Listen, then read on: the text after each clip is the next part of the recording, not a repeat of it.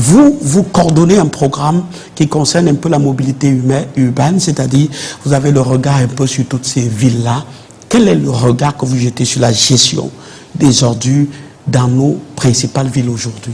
Je pense qu'il faut, en termes de gestion, si on veut vraiment jeter un regard, faire un état des lieux, c'est de passer par toutes les étapes de la filière de la gestion. Donc du producteur jusqu'au traitement des déchets. C'est un peu ça la gestion. Vous avez plusieurs étapes. Vous avez la pré-collecte, la collecte, le transport, le stockage et le traitement.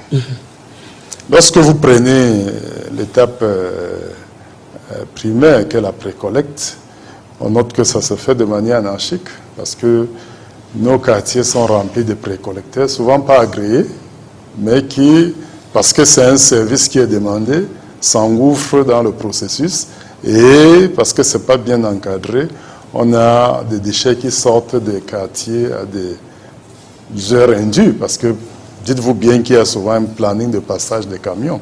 Mais lorsqu'on ne maîtrise pas les acteurs de la précollecte, on n'est pas sûr qu'ils puissent respecter ce planning-là.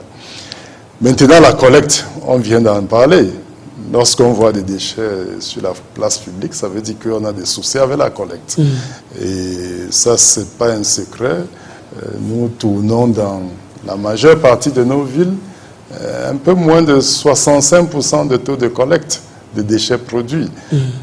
Vous avez le reste, les autres 35%? Oui, les autres 35% se retrouvent dans les bas-fonds, se retrouvent dans les cours d'eau et malheureusement, c'est la situation qui est là. Donc on a des marqueurs noirs au niveau de la collecte.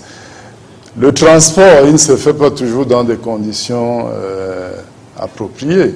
Vous voyez parfois que les matériels, les équipements des entreprises sont souvent vieillissants, souvent insuffisants.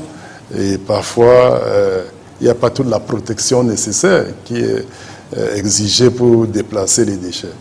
Maintenant, quand on arrive au niveau du traitement en décharge, vous constaterez que l'essentiel de nos déchets est éliminé par incinération ou bien par enfouissement, ce qui est un problème d'ordre environnemental. À peine 10% des déchets sont valorisés ou recyclés. Donc voilà un peu le tableau qu'on s'est fait de la gestion des déchets dans nos villes, qui pose des problèmes d'ordre technique, mais également des problèmes financiers, parce qu'on a un système de collecte qui ne s'autofinance pas. L'enlèvement des déchets, c'est un peu